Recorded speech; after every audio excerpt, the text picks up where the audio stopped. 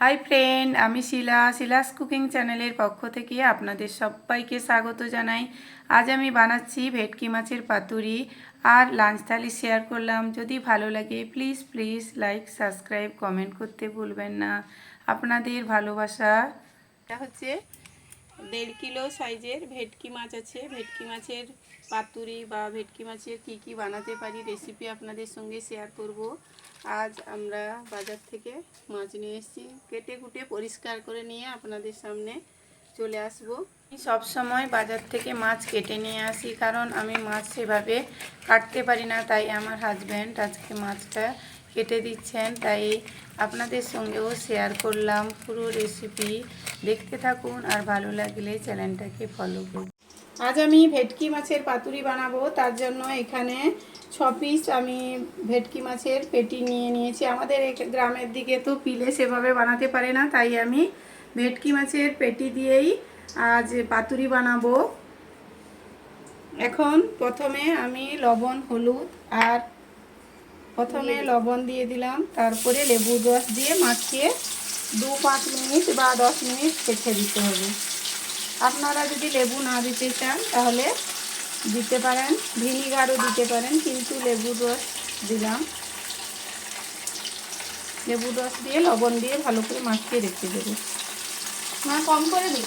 পাতুরি বানানোর জন্য আমি সরষা আগে থেকে গুঁড়ো করে রাখলে তেতো ভাব হয় না, তাই আমি এখানে 2 চামচ কালো সর্ষে আর 1 চামচ সাদা সর্ষে দিয়ে এটাকে হালকা শুকনো গুঁড়িয়ে নিয়েছি। এখন ওইটা দিয়ে দিচ্ছি।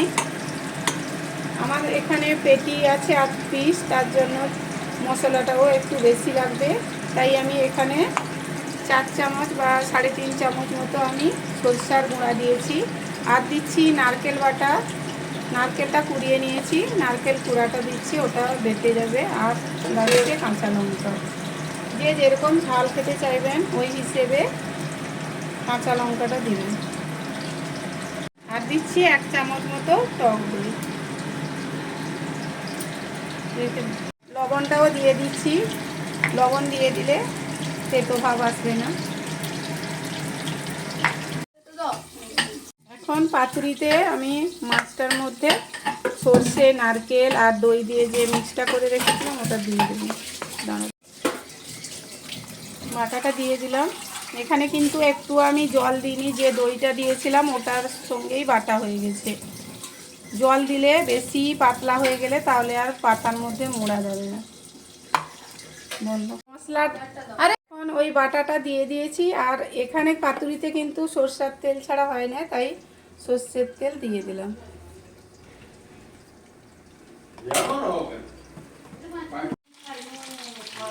ভালো সমস্ত কিছু ভালো করে মাখিয়ে নিয়েছি। আর একটু লবণও দিয়ে দিয়েছিলাম বাটার সময়, আর মাছ মাখানোর সময় লবণ দিয়ে দিয়েছিলাম।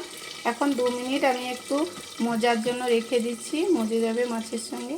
তারপর কলা পাতাটা রেডি করে আপনার সামনে আপনারা এরকম তাওয়াতে সেঁকে নিলে নরম হয়ে যাবে, তাহলে আর পাতাটা ফাটবে না। তাই আমি কলা পাতাটা এরকম সেঁকে নিচ্ছি একটা ফ্রাই প্যান বসিয়ে। এখন মাছের পিসটা দিয়ে দিচ্ছি, একটু মশলাও দিয়ে দিলাম, আর দিচ্ছি একটা কাঁচা লঙ্কা। পাতাটাকে যার যেরকম সুবিধা মুড়িয়ে নেবেন পজিশন মতো করে। এখন সুতা দিয়ে বেঁধে দিতে হবে।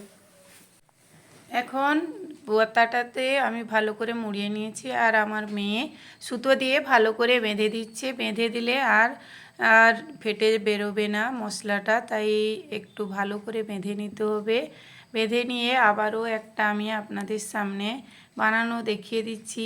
এভাবে সবগুলো আমি বানিয়ে রেখে দেব। তারপর একটা ফ্রাই প্যানের মধ্যে ভেজে নিতে হবে এপিট ওপিট করে। আপনারা সবাই জানেন কীভাবে ভেজে নিতে হয় পাতুরি। আমিও এভাবে তাওয়াতে 4টা করে ভেজে নিচ্ছি। যেহেতু 8টা আছে তাই আমি 4টা করে ভেজে নিলাম। এখন আমার মেয়ে 2টো লাঞ্চ থালি সাজিয়ে নিচ্ছে। আমাদের বাড়িতে যা যা সেদিন খাবার হয়েছিল ওই সব খাবার সাজিয়ে দিচ্ছে। আর আপনাদের যদি এরকম ভালো লাগে অবশ্যই চ্যানেলটাকে লাইক সাবস্ক্রাইব করুন। আর শিলাস কুকিংয়ের লাঞ্চ থালিতে হয়েছে ভাত, কাঁকড়া, ভেটকি মাছের পাতুরি, ভেটকি মাছের ভাজা, কুলখা শাকের বড়া, শাক হয়েছে, মালাইকারি চিংড়ির ডাল, আর শেষ পাতে চাটনি, মিষ্টি, পাঁপড়।